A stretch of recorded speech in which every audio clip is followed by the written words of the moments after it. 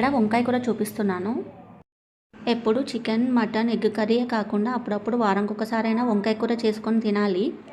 వంకాయ కూరలో చాలా ఫైబర్ కంటెంట్ ఉంటుంది. ఫైబర్ తింటే మంచిగా డైజెస్ట్ కూడా అవుతుంది.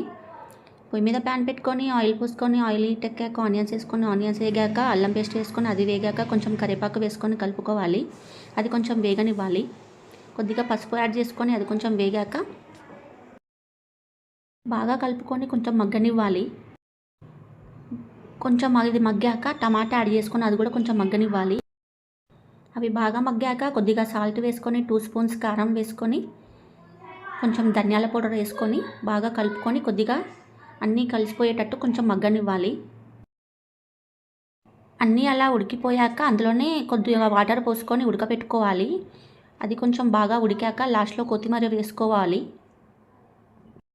అంతే అండి. దీన్ని రైస్లోకైనా చపాతీలకైనా